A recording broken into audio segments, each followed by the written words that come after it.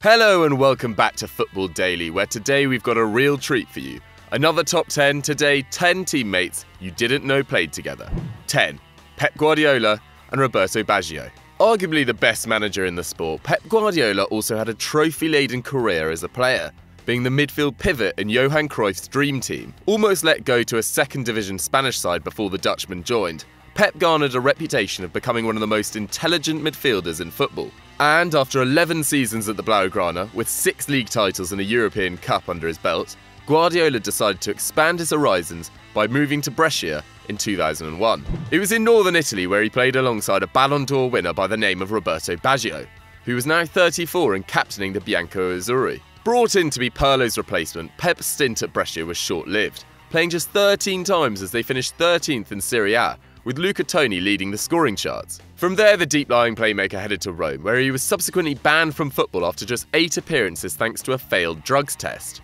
The Catalan ended up being cleared of any wrongdoing in 2009. 9. David Platt and Ruud Gullit. Born Rudy Dill, the dreadlock marvel changed his name to Ruud Gullit because it sounded more like a footballer. David Platt, on the other hand, kept his birth name despite him sounding more like a used car salesman. Nevertheless, both ended up at Sampdoria, Gullit over 30 and Platt arguably in his prime at 27. The Dutchman was exiting Milan, where he became a 4-time Serie A winner, won back-to-back Champions Leagues and picked up the Ballon d'Or. Platt, however, could only boast a UEFA Cup from his previous year at Juventus, with his only individual honour being a PFA Player of the Year trophy at Aston Villa. The two combined with players like Mancini and Vertouwd to lead Samp to 3rd in Serie A, winning the Coppa Italia along the way by thrashing Ancona, now defunct, 6-1 on aggregate.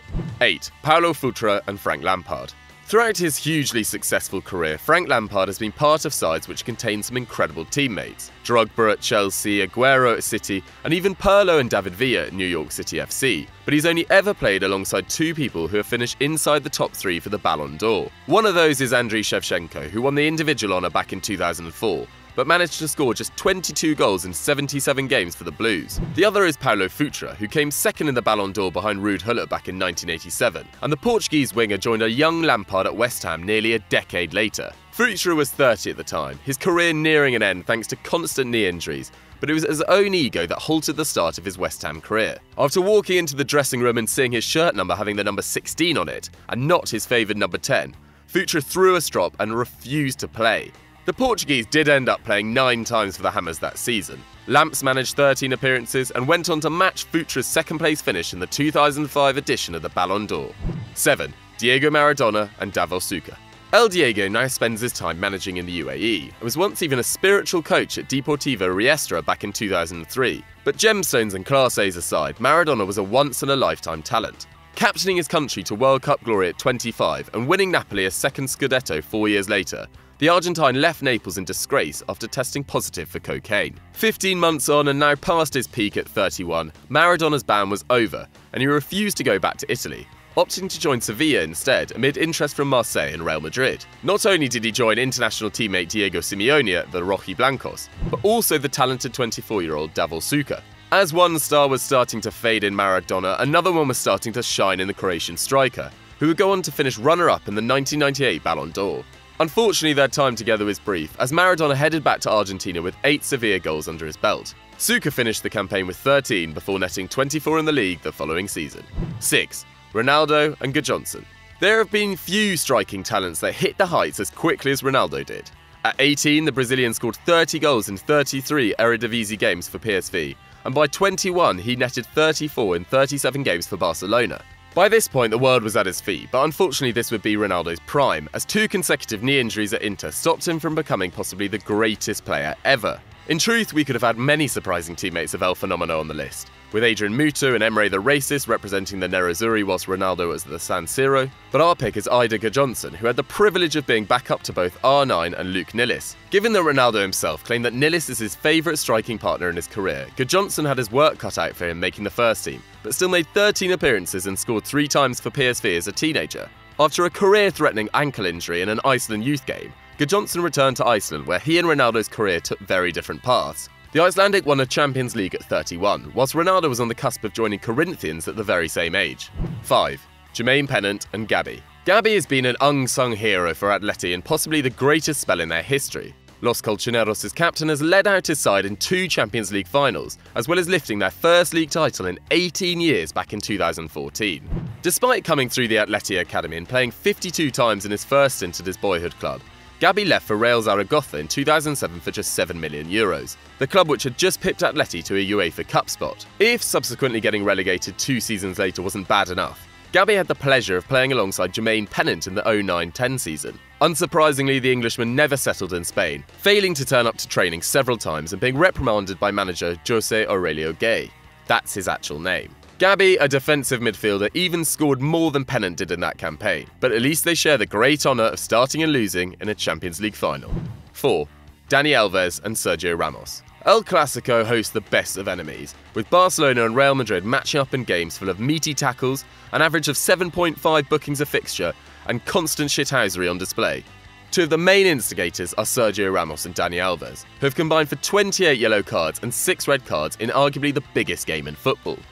But Dani Alves and Ramos weren't always rivals, sharing 1 full season together in Seville. The Brazilian was first on the scene, joining the Rojiblancos in 2002 as a 19-year-old from Bahia.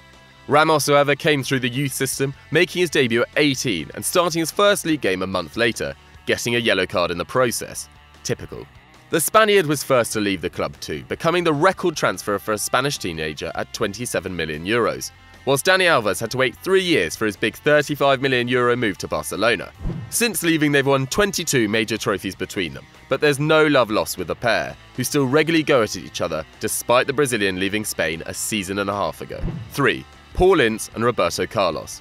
The governor, as he was labelled coming through the West Ham Academy, Paul Ince was always a trailblazer. He was England's first black captain and also the first black manager in England's top flight, so it was no surprise when Ince decided to try and break boundaries in Italy, where racism was rife. Upon his arrival in a £7 million move from Man United, Ince was greeted by racist graffiti on the walls of the San Siro as he went to negotiate his contract, and the occasional inflatable banana that waved about in some visits across Italy. Unfazed, Ince did what he did best and marshalled the midfield, leading Inter to consecutive UEFA Cup qualifications after being on the brink of relegation prior to his arrival. To say their European qualification was purely down to Ince, however, would be incorrect, as they were aided by Juventus winning the Champions League, which awarded them a path into Europe. Oh, and they also brought in Roberto Carlos and Javier Zanetti during the same season. The genius responsible for building this amazing squad? The one and only Roy Hodgson. 2. Kyle Lafferty and Paulo Dybala. A niche bit of pub knowledge across the footballing world, it's hard to believe that ex-Rangers man Kyle Lafferty once shared the pitch with Paulo Dybala and Andrea Belletti, given their current standing in football. Whilst Dybala is averaging a goal a game for Juventus and Belletti's form sparked talks of €100 million bids in the summer, Lafferty is currently playing for Hearts in Scotland. Go back to the 2013-14 season in Serie B though, and the Northern Irishman was outscoring both Dybala and Belletti. Lafferty ended his sole season with Palermo as their second highest scorer, 2 ahead of Belletti and 7 above Dybala. Sadly, that was as good as it got for the forward, as he's only netted 12 league goals since his season in pink and has recently admitted his problems with gambling. 1. David Moyes and David Beckham. A tale of 2 Daves at number 1, and whilst one went on to win multiple Premier League titles and secured modelling contracts across the globe, the other failed to win a major trophy in England and resembles Mo Sislak from The Simpsons. A class of '92 graduate, Bex made his debut for the Red Devils before he even signed professional terms with the club, and even scored in his first Champions League game, netting against Galatasaray in a 4-0 thrashing.